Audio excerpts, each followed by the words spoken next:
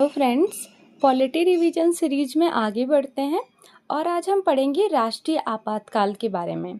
तो आइए इसके कुछ महत्वपूर्ण पॉइंट्स को क्विक रिवीजन कर लेते हैं। सबसे पहले देखिए, राष्ट्रीय आपातकाल जो है ये आर्टिकल 352 के तहत संविधान में वर्णित है।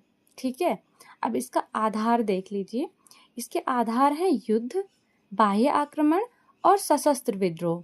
युद्ध और बाह्य आक्रमण जो है ये राष्ट्र की सुरक्षा पर खतरा होती है, और जो सशस्त्र विद्रोह होता है ये किसी सरकारी तंत्र या माओवादियों द्वारा किया जाता है। ठीक है, अब देखिए जो राष्ट्रीय आपातकाल होता है इसे पूरे भारतवर्ष में लागू किया जा सकता है या फिर भारत के किसी क्षेत्र में भी किया जा सकता है। ठीक है, राष्ट्रपति द्वारा आपातकाल की जो घोषणा होती है ये याद रखिए मंत्रिमंडल की लिखित सलाह पर ही होती है।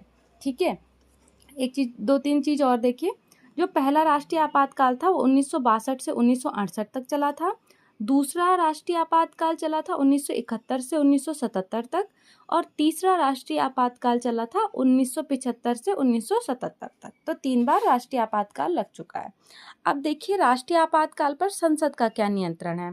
ठीक है, तो जो दोनों सदन होते हैं राज्यसभा और लोकसभा, इसके अनुमोदन आवश्यक है। इसमें क्या होता है, 6 महीने तक लागू किया जा सकता है और अवधि आगे बढ़ाने के लिए यही बहुमत की प्रक्रिया कराई जाएगी। ठीक है, अगर आपको राष्ट्रीय आपातकाल को आगे भी बढ़ाना है तो अब देखिए 30 दिन के भीतर जो है वो राज्यसभा में विशेष बहुमत से पारित होना चाहिए, और पुनर्गठित लोकसभा की बैठक से 30 दिन के भीतर विशेष बहुमत। तो याद रखिए राष्ट्रीय आपातकाल जो है उसमें विशेष बहुमत की आवश्यकता होती है।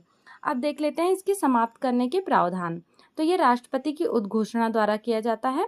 44th कॉन्स्टिट्यूशनल अमेंडमेंट में लिखा गया था कि लोकसभा के 1/10 सदस्य राष्ट्रपति या स्पीकर से समाप्त करने की मांग और लोकसभा से सामान्य बहुमत से पारित कर दे तो ये समाप्त हो जाता है।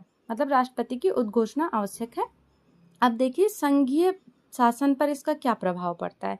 सबसे पहले जो 7 शेड्यूल है, हमने शेड्यूल्स ऑफ कॉन्स्टिट्यूशन में 7 शेड्यूल पढ़े थे, जिसमें 3 भाग होते हैं, संघ सूची, राज्य सूची और समवर्ती सूची। तो जो उसमें शक्तियों का विभाजन होता है वो निलंबित हो जाता है।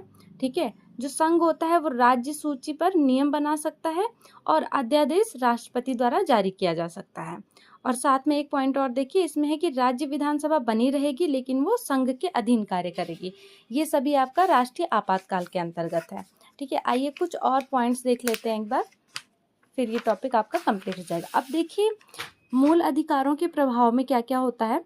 आर्टिकल 19 निलंबित हो जाता है, और आर्टिकल 359 के तहत राष्ट्रपति किसी भी मूल अधिकार को निलंबित कर सकता है। लेकिन इसमें ये याद रखिए कि आर्टिकल 20 और आर्टिकल 21 के अलावा ये दोनों नहीं निलंबित किए जा सकते। ठीक है, और जो आर्टिकल 359 का प्रयोग है ना, वो सशस्त्र विद्रोह के आधार पर किया जाता है। ये 44th कॉन्स्टिट्यूशनल अमेंडमेंट के तहत आया था। ठीक, अब देखिए जो संसद और विधानसभाओं के कार्यकाल में वृद्धि होती है वो देख लीजिए। एक बार में 1 वर्ष, फिर 1 वर्ष फिर बढ़ाया जा सकता है, और उद्घोषणा जब समाप्त हो जाती है उसके 6 महीने तक आपातकाल प्रभाव में रहता है। ठीक है, तो ये इसके इम्पॉर्टेंट पॉइंट्स थे। Thank you so much.